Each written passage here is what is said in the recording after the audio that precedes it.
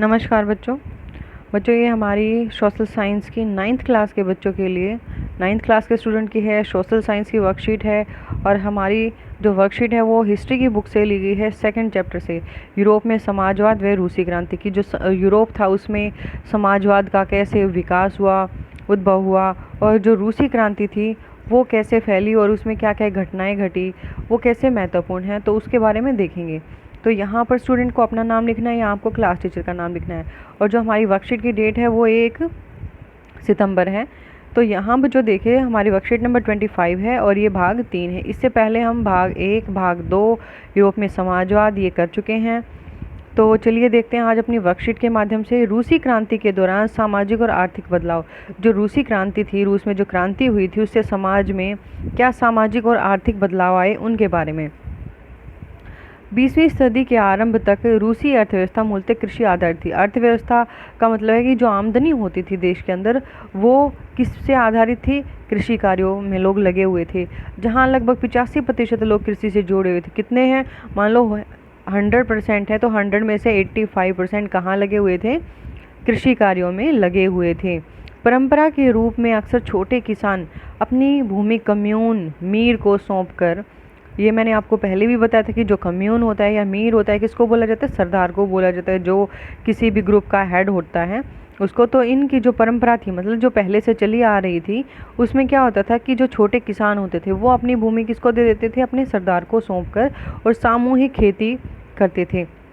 क्योंकि इनके पास क्या थी, ज़मीन छोटी छोटी थी, तो वो अपने जो उनके सरदार होते थे उनको वो ज़मीन दे देते थे और वहाँ दूसरे भागों में वो सामूहिक मतलब मिलजुल कर वहाँ पर खेती करते थे।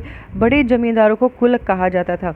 जो बड़े ज़मींदार होते थे जिसके पास बहुत सारी ज़मीन होती थी उसको क्या बोला जाता था, कुलक बोला जाता था। जो सामूहिक खेती के खिलाफ थे, किसके खिलाफ थे, सामूहिक खेती के खिलाफ थे। जो ये छोटे किसान सामूहिक रूप से मिलजुल कर इकट्ठे होकर करते थे उसके ये खिलाफ थे। देहात में बड़ी संपत्तियां और ज़मीनों के मालिक चर्च, राजशाही और सामंत थे। जो बड़ी बड़ी संपत्तियां थी, ज़मीनों के जो मालिक थे वो कौन लोग थे, या तो वो चर्च में काम करने वाले थे, राजशाही या किसी राजा के परिवार से संपर्क रखने वाले थे, या फिर सामंत थे, तो जिनके पास बहुत बड़ी बड़ी संपत्तियां थी और ज़मीनों के मालिक थे। उसके बाद देखते हैं रूस में औद्योगिकरण। जो रूस था उसमें उद्योग धंधे कैसे स्थापित हुए और उससे क्या बदलाव आए। यूरोप के मुकाबले काफ़ी देर से आया।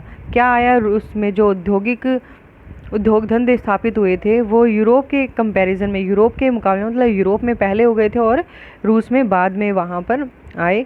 1880 से 1890 के दशकों में सेंट पीटर्सबर्ग और मास्को में तेज़ी से उद्योग और कारखाने स्थापित हुए। दोनों जगह कहाँ हैं, रूस में हैं। तो यहाँ पर क्या हुए, नए नए उद्योग और कारखाने स्थापित हुए जहाँ पर लोग काम करने के लिए जाते थे। कारीगर वर्कशॉप में और मजदूर कारखानों में काम करते थे। जो कारीगर मतलब किसी काम में जो स्पेशल होते हैं वो कहाँ काम करते थे, वर्कशॉप पे, जो किसी चीज़ के बारे में जिन्हें ज़्यादा नॉलेज थी। और जो मजदूर होते थे, खुदाई का काम करना है, वो कहाँ पर काम करते थे, कारखानों में काम करते थे। कारीगर अपने आप को कारखाना मजदूरों से श्रेष्ठ मानते थे। अब जो लोग किसी काम में ट्रेंड हैं या किसी चीज़ की उन्होंने ट्रेनिंग ले रखी है तो वो अपने आप को किससे श्रेष्ठ मानते थे, मजदूरों से श्रेष्ठ मानते थे कि हम उनसे बेटर हैं। रेल मार्गों के विस्तार से, तो वहाँ पर क्या हुआ, जो रेल मार्ग थे, रेल मार्ग मतलब रेल के लिए जो रास्ते बनाए जा रहे थे, पटरियाँ बनाए जा रहे थे, उनके विस्तार मतलब फैलाव कि एक स्थान से दूसरे स्थान पर रेलगाड़ियाँ जो थी वो अधिक मात्रा में चलनी शुरू हो गई थी।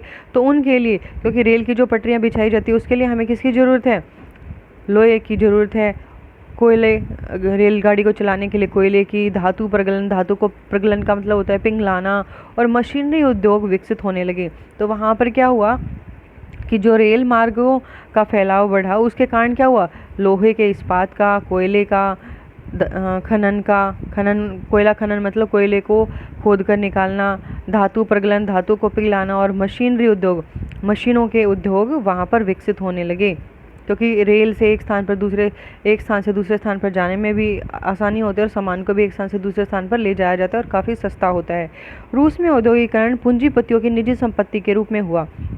अब जो उद्योग वहाँ पर फैले उसमें क्या हुआ कि जो पूंजीपति थे जिनके पास बहुत सारा पैसा था, उन पूंजीपतियों ने यहाँ पर अपना पैसा लगाया उद्योगों में। मजदूरों को कम वेतन पर 12 से 15 घंटे की पारियों में काम करना पड़ता था। जो मजदूर थे उन्हें 12 से 15 घंटे काम करना पड़ता था और पारियों में मतलब शिफ्ट में काम करना पड़ता था। महिला कामगारों को पुरुषों के मुकाबले कम वेतन दिया जाता था। वहाँ पर महिलाएं भी काम करती थी लेकिन उनको पुरुषों के मुकाबले कम पैसे मिलते थे, जो वेतन होता था वो कम मिलता था। मजदूरों की दशा बहुत शोचनीय थी। जो मजदूर वहाँ पर काम करने वाले थे उनकी दशा थी वो काफ़ी ख़राब थी, शोचनीय थी, मतलब बहुत ही जो उनकी स्थिति थी वो बहुत ही बेकार थी। उनमें अक्सर बेहतर सुविधा और अधिक वेतन के लिए असंतोष रहता था। किसमें था? जो मजदूर थे वो क्या सोचते थे कि जो अच्छी सुविधाएं हैं और जो अधिक वेतन है उसके लिए वो उनके अंदर असंतोष था, मतलब वो खुश नहीं थे इस चीज़ के लिए कि हमें अच्छी सुविधाएं और अधिक वेतन नहीं मिलता है। मजदूर संघ भी बनाए गए जहां पर मजदूर संघ का मतलब होता है कि बहुत सारे मजदूर मिलकर एक अपना लीडर तैयार करते हैं और वो अपनी बातों को रखते हैं। तो वहाँ पर मजदूर संघ बनाए गए और मांगों को लेकर हड़ताल और प्रदर्शन होना आम बात थी। और फिर क्या हुआ, अपनी मांगों को लेकर उन्होंने हड़ताल करनी शुरू की और प्रदर्शन करना शुरू हो गया। ये क्या थी? एक आम बात हो गई थी। शुरू में माना जाता था कि मजदूर नहीं बल्कि किसान ही समाजवादी क्रांति की मुख्य शक्ति बनेंगे। और शुरू में ये माना जाता था कि मजदूर का कोई आधार नहीं है बल्कि जो ये समाजवादी थे इसमें सबसे मुख्य मेन लीडर किसको माना जाता था? किसानों को माना जाता था मुख्य शक्ति बनेंगे। किंतु लेनिन के नेतृत्व में, लेनिन कौन था? बोल्शेविकों का नेता था। वो बोल्शेविकों में था। बोल्शेविक कौन थे? बहुमत वाले, जिनको अधिक मत मिले हुए थे, वोट मिले हुए थे। कि किसानों में एकजुटता और अनुशासन का अभाव है। जो लेनिन था वो क्या मानता था कि जो किसान हैं उनके अंदर एकजुटता और अनुशासन का अभाव है, कमी है। इसीलिए क्रांति की बागडोर किसानों के हाथ में नहीं अपितु मजदूरों के हाथ में होनी चाहिए। इसीलिए जो क्रांति वो भड़काना चाहते थे उसकी बागडोर मतलब उसका सारा काम कौन देखेगा? किसानों के हाथों में नहीं जाना चाहिए बल्कि मजदूरों के हाथों में, ताकि वो इस क्रांति को आगे लेकर बढ़ें। अब उसके बाद कहते हैं प्रथम विश्व युद्ध का रूस पर प्रभाव। कि जो प्रथम विश्व युद्ध हुआ उसका रूस के ऊपर क्या प्रभाव पड़ा? युद्ध के कारण रूस में जर्मन विरोधी भावना प्रबल हो गई। अब जो युद्ध हुआ उससे क्या हुआ कि जो जर्मनी के विरोध वाली बात थी वो भावना वहाँ पर उभर कर आ रही थी। सेंट पीटर्सबर्ग जो एक जर्मन नाम था का नाम बदलकर पेट्रोग्राद कर दिया गया। ये क्या थी?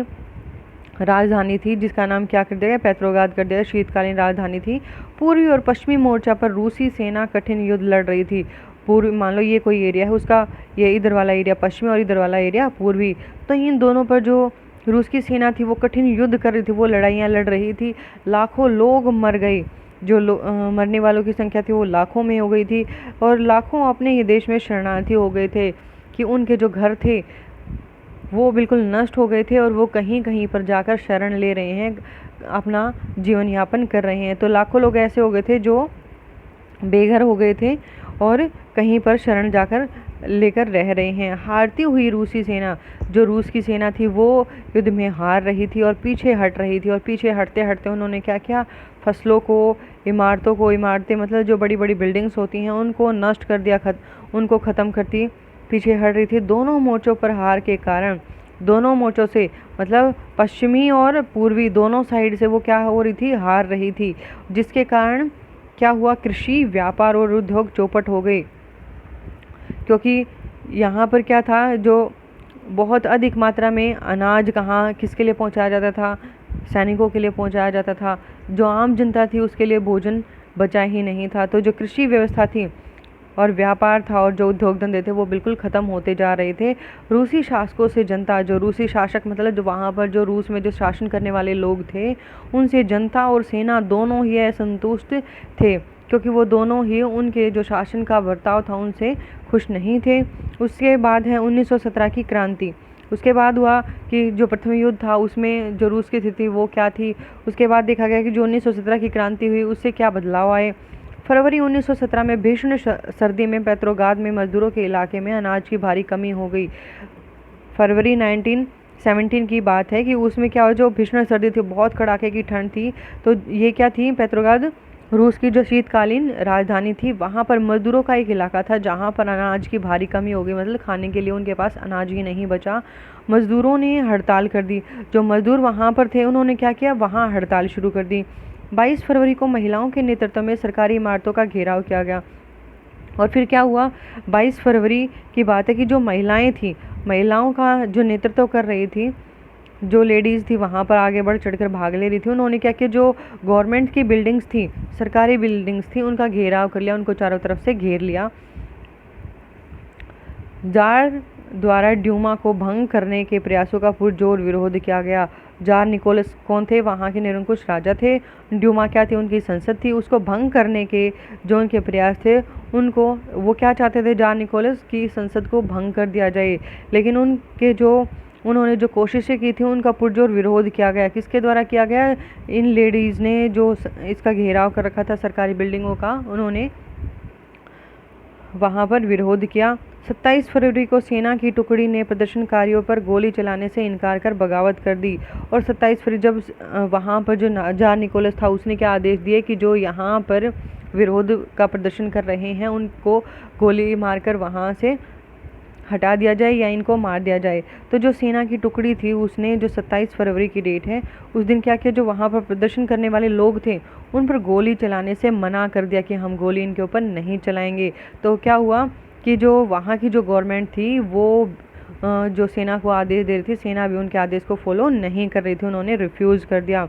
मजदूरों और सैनिकों की बनाई सोवियत ने 2 मार्च को अंतरिम सरकार बनाई। किसने बनाई, जो मजदूर थे और जो वहाँ के जो सैनिक थे, उन्होंने दोनों ने मिलकर क्या किया, 2 मार्च को एक अंतिम सरकार बनाई। अपने आप दोनों ने सरकार बनाई और जार को राजगद्दी छोड़नी पड़ी। और जो जार निकोलस वहाँ का जो राजा था उसको वहाँ क्या करना पड़ा, अपनी राजा की जो गद्दी थी वो छोड़नी पड़ी। देश का शासन चलाने के लिए सार्वभौमिक वयस्क मताधिकार से चुनी संविधान सभा बनाने का निर्णय लिया गया। और उस देश को चलाने के क्या किया गया कि वहाँ पर सभी के द्वारा मत वोट डालकर जो सरकार बनाई जाएगी, संविधान बनाई जाएगी, उसको बनाने का निर्णय लिया गया। पेट्रोग्राद सोवियत की तर्ज पर पूरे रूस में 500 से अधिक सोवियत चुनी गई। अब जो पेट्रोग्राद था उसमें क्या हुआ कि सोवियत की सरकार की तर्ज पर पूरे रूस में 500 से अधिक सोवियत चुनी गई।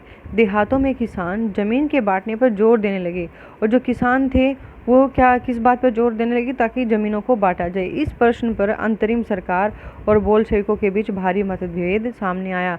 और फिर क्या हुआ कि जो वहाँ की सरकार थी और जो बोल्शेविक नेता थे उनके बीच में भारी मतभेद मतलब उनके विचार जो थे वो मिल नहीं रहे थे। अक्टूबर 1917 में लेनिन ने ट्रोट्स्की के नेतृत्व में पेट्रोग्राद सोवियत और बोल्शेविक पार्टी को सत्ता पर कब्जा करने के लिए राजी कर लिया। उसके बाद जो बोल्शेविक था उसने क्या किया, 1917 में क्या किया, इसने जो सोवियत वहाँ पर जो उन्होंने सरकार बनाई थी मत के द्वारा, और जो बोल्शेविक के जो पार्टी के नेता जो कब्जा करने वालों को राजी कर लिया कि जो वहाँ पर कब्जा करने वाले थे दोनों वहाँ पर राजी हो गए। 24 अक्टूबर को विद्रोह शुरू हो गया। 24 अक्टूबर को क्या हुआ, विद्रोह, उनके बीच विद्रोह शुरू हो गया। दिसंबर तक मॉस्को पेट्रोग्राद इलाके पर बोल्शेविकों का नियंत्रण स्थापित हो गया। और कहाँ पर, मॉस्को और पेट्रोग्राद दोनों पर किसका नियंत्रण हो गया, जो जिसका लीडर कौन था, लेनिन था, उनका नियंत्रण वहाँ पर स्थापित हो गया। बोल्शेविकों द्वारा लाए गए बदलाव, और बोल्शेविकों ने क्या क्या बदलाव लाए, उन्होंने कहा कि उन्होंने ये घोषणाएं की थी, ये उनकी क्या थी, घोषणाएं थी। बैंकों, उद्योगों का राष्ट्रीयकरण किया जाना चाहिए, ज़मीन का सार्वजनिक संपत्ति घोषित कर दिया गया कि जो ज़मीन थी वो किसी जमींदार की ना होकर क्या कि पूरे समाज की सार्वजनिक संपत्ति उसको घोषित कर दिया गया। पुरानी सामंती पदवियाँ, जो सामंतों को जो पद मिले हुए थे वो सारे समाप्त कर दिए गए। किसानों को सामंतों की ज़मीन पर कब्जा करने की छूट दे दी गई। अब किसको छूट देगी, जो किसान थे उनको अपने जो सामंत थे उनकी ज़मीन पर कब्जा करने की छूट मिल गई थी कि तुम वहाँ पर कब्जा कर सकते हो। शहरों में बेघर बारों और मजदूरों के आवास की सुविधा की गई। और शहरों में जिनके बेघर बारों मतलब जो बिना घर वाले लोग थे या जो मजदूर थे उनके लिए क्या किया गया, आवास की सुविधा, रहने की सुविधा की गई। तो ये थी बच्चों हमारी आज की वर्कशीट। इसमें रूस की क्रांति के बारे में ही बताया गया है कि जो लेनिन था उसने कैसे नेतृत्व को संभाला। और अब इसके देख लेते हैं क्वेश्चन आंसर्स। 20वीं सदी में रूसी समाज में किस किस प्रकार के आर्थिक बदलाव आए? तो ये हैं हमारे क्वेश्चन नंबर 1 का आंसर।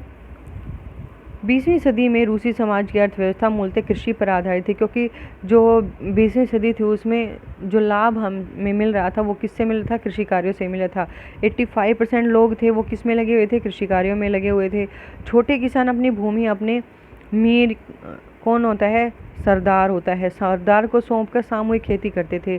लेकिन जो जमींदार कुलक थे, जमींदार को क्या बोला जाता था? कुलक बोला जाता था। वो सामूहिक खेती के खिलाफ थे। बड़ी संपत्ति और ज़मीनों के मालिक चर्च, राजशाही और सामंत थे। जो बड़ी बड़ी संपत्तियां थी और ज़मीनों के जो मालिक थे वो कौन लोग थे? या तो वो चर्च में काम करते थे, या किसी राजा के परिवार से बिलोंग करते थे, या उसके शासन में काम करते थे, या फिर वो सामंत थे। तो ये था क्वेश्चन नंबर 1 का आंसर। उसके बाद देख लेते क्वेश्चन नंबर 2।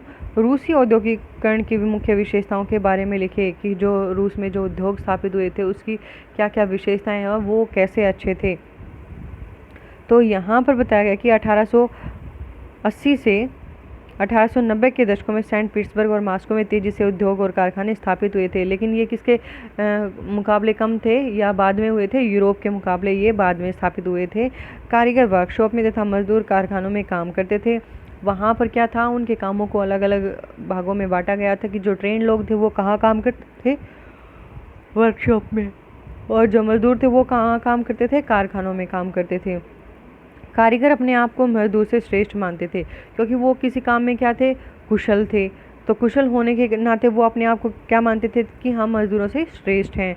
रेल मार्गों के फैलाव से उद्योग और अधिक विकसित होने लगे थे, कि एक स्थान से दूसरे स्थान पर रेलों के द्वारा जो सामान की या व्यक्तियों की पहुँच बढ़ती जा रही थी, जिसके कारण वो जो उद्योग थे वो क्या हो रहे थे? और अधिक फैलते जा रहे थे। मान लो कोई एक यहाँ पर किसी चीज़ का खनन किया जाता है, उसको खोद कर निकाला जाता है, और यहाँ के लोगों के लिए तो वो पूरी है, लेकिन यहाँ के लोगों के पास चीज़ें नहीं है। तो रेल मार्गों के द्वारा यहाँ से चीज़ों को यहाँ तक पहुँचाया जा रहा था, जिसकी वजह से जो उद्योग थे वो और अधिक फैलते जा रहे थे, बढ़ते जा रहे थे। उसके बाद है क्वेश्चन नंबर 3। प्रथम विश्व युद्ध ने रूसी क्रांति के लिए किस प्रकार का आधार तैयार किया? कि जो पहला विश्व युद्ध था उसके कारण क्या क्या बातें वहाँ पर हुई कि जिसके कारण जो रूस में जो क्रांति उत्पन्न हुई उसके लिए एक आधार तैयार कर दिया, एक बेस तैयार कर दिया। तो प्रथम विश्व युद्ध के कारण क्या हुआ था? जब प्रथम विश्व युद्ध हुआ तो उसके कारण रूस में जो जर्मन विरोधी भावना थी वो प्रबल हो गई थी, कि जो जर्मनी के जो लोगों के प्रति जो विरोध था वो उस विरोध को जायज़ रखने के लिए जो लोग वहाँ पर थे वो भावना उनके अंदर उठी हुई थी। रूसी सेना कठिन युद्ध लड़ रही थी, और जो रूस की सेना थी वो क्या करती? कठिन युद्ध लड़ रही थी। लाखों लोग मर रहे थे। अपने ही देश में वो क्या हो रहे थे? शरणार्थी हो गए थे, क्योंकि उनके घर नष्ट हो गए थे। सेना हार रही थी और पीछे हट रही थी, और पीछे हटते हटते वो क्या कर रही थी? जो खेती थी, सेना फसलों को और इमारतों को नष्ट करती जा रही थी, जिसकी वजह से क्या हुआ? जब उन्होंने फसलों को नष्ट कर दिया और बिल्डिंग्स को नष्ट कर दिया तो कृषि तो वहीं ख़त्म हो गई। और कृषि के कारण ही जो व्यापार होता है, चीज़ों का एक स्थान से जैसे चीज़ों का आयात और निर्यात किया जाता है, तो वो जो व्यापार भी था वो भी ख़त्म हो गया। उद्योग धंधे भी चौपट हो गए। तो रूसी शासकों के कारण जनता और सेना का असंतोष और अधिक बढ़ गया था। जो रूसी शासक वहाँ पर शासक करने वाले लोग थे उनके खिलाफ किसका विरोध बढ़ गया था? जनता भी उनसे नफरत करती थी और सेना दोनों ही उनसे नफरत करती थी, जिसके कारण इन्हीं नफरतों के कारण ही वहाँ पर क्या हुआ जो क्रांति थी, रूसी क्रांति, वो शुरू हो गई थी। उसके बाद है बोल्शेविकों ने अक्टूबर 1917 में किन किन बदलावों की घोषणा की? Question number 4। उसके बाद देखते हैं क्वेश्चन नंबर 4 का आंसर। बोल्शेविकों ने जो इन्होंने घोषणाएं की थी, इनकी जो घोषणाएं थी वो क्या क्या थी कि ये क्या क्या करेंगे? तो देखो बोल्शेविकों ने क्या बोला कि जो बैंक और जो उद्योग हैं इनका क्या किया जाए? राष्ट्रीयकरण किया जाए। राष्ट्रीय स्तर पर इनको स्थापित किया जाना चाहिए। ज़मीन को सार्वजनिक संपत्ति घोषित कर दिया गया कि किसी एक व्यक्ति की वो संपत्ति ना होकर संपूर्ण समाज की संपत्ति कहलाएगी। और पुरानी सामंती पदवियाँ ख़त्म कर दी गई, और जो सामंत को पुरानी पदवियाँ दी गई थी वो सारी ख़त्म कर दी गई थी। किसानों को सामंतों की ज़मीन पर कब्जा करने की छूट मिल गई थी। शहरों में बेघर बारों जिनके पास घर नहीं थे और जो मजदूर थे उनके लिए आवास की सुविधाएं तैयार की गई। तो ये थी हमारी आज की वर्कशीट। उम्मीद है आपको अच्छे से समझ में आई होगी। यदि फिर भी आपको कोई डाउट रहता है तो या तो आप मेरे से कमेंट करके पूछ लीजिए, या आप मेरे व्हाट्सएप ग्रुप से जुड़े हुए हैं तो आप व्हाट्सएप ग्रुप पे पूछ लीजिए। Thanks for watching video.